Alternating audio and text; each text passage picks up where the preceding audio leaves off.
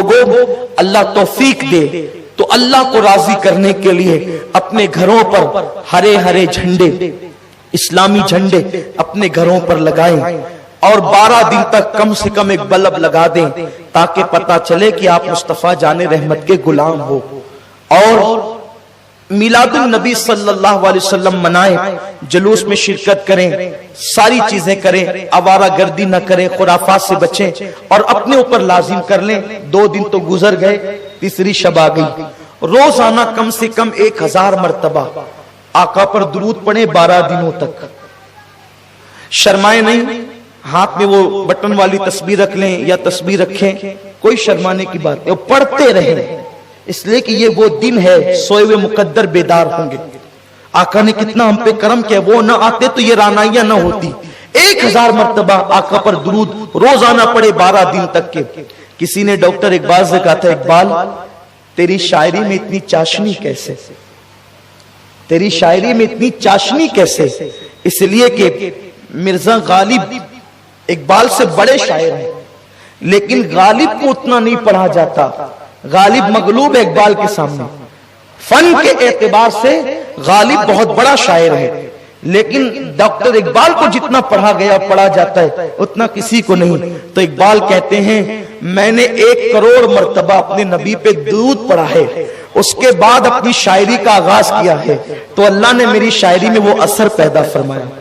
یہ اقبال کی شاعری کا راز ہے کہ جب بھی پڑھا جاتا ہے انقلاب پیدا ہوتا ہے. ہو نہ وہ پھول تو بلبل کا ترنم بھی نہ ہو، چمنے دہر میں کلیوں کا تبسم بھی نہ ہو نہ ساقی تو پھر میں بھی نہ ہو، خم بھی نہ ہو.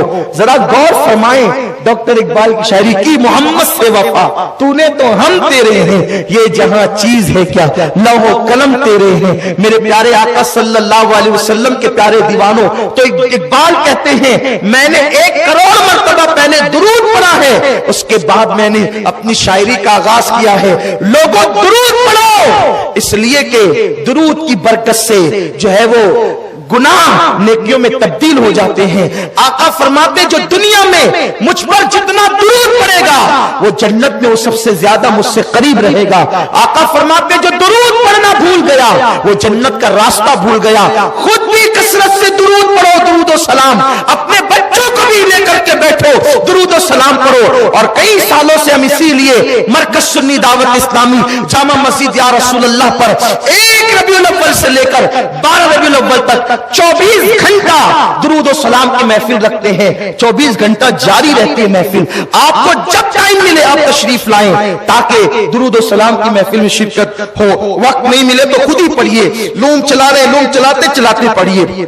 عورتیں کھانا پکا رہی ہے، کھانا پکاتے پکاتے پڑھے. جو جس کام میں ہے اس کام میں پڑھے. اور درود کے لیے سہولت تو یہ ہے باوضو پڑھو تو بڑی فضیلت ہے، لیکن اگر کوئی باوضو نہیں پڑھ سکتا، بے وضو پڑھنا چاہے تو درود شریف کوئی بے وضو بھی پڑھ سکتا، اس کی اجازت ہے. میرے آقا علیہ السلام کے دیوانوں کثرت سے پڑھو، آقا کا دیدار ہوگا، مصیبتیں دور ہوگی، تکلیفوں کا ازالہ ہوگا، بری تقدیر بھلی ہوگی. تو میں امید کرتا ہوں کہ آپ 1000 مرتبہ روزانہ. آپ کہیں گے کتنی دیر لگے گی؟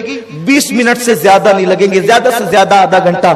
صلی اللہ علیہ وسلم صلی اللہ علیہ وسلم صلی اللہ علیہ وسلم سب سے مختصر درود شریف ہے، اس کو پڑھیے، 1000 بار روز پڑھیے، پھر اس کی برکتیں دیکھیے. اور میلاد النبی میں کم سے کم اپنے محلے کی 12 بیواؤں کو کچھ نہ کچھ سیدہ آمنہ کی طرف سے تحفہ دیں گے.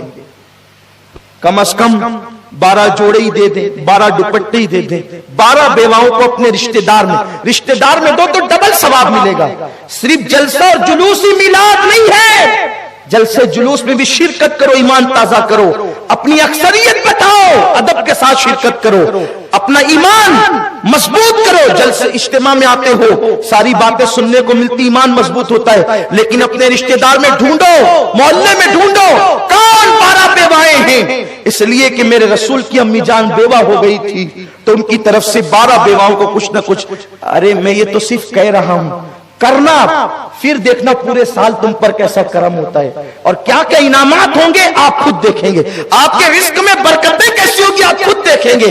یہ بات میں سنی سنائی نہیں کہہ رہا ہوں، تحدیث نعمت کے لیے اپنے تجربے کی کہہ رہا ہوں. پھر 12 بیواؤں کے ساتھ، چونکہ میرے آقا آمنہ کے در یتیم تھے، 12 یتیموں کو ڈھونڈو محلے میں، رشتہ داروں میں، ان کو کچھ نہ کچھ تحفہ دو۔ اس طرح سے کرو، ہو سکے تو اپنی مسجدوں کے قریب کے 12 ائمہ کو، اماموں کو کچھ نہ کچھ تحفہ دو۔ اس طرح کرو، یہ بھی میلاد منانے کا ذریعہ ہے۔ اور جب میلاد کی شب آئے تو آپ کا گھر چمچما کر کہہ رہا ہو کہ میں کسی عاشق رسول کا گھر ہوں، میلاد پر تم لائٹنگ لگا کے اپنا گھر چمکاؤ، مرنے کے بعد میرے رسول اپنے چہرے کی چمک سے تمہاری قبر کا اندھیرا دور فرما دیں گے، قبر میں لہرائیں گے تا حشر چشمے نور کے جلوہ فرما ہوگی جب طلعت رسول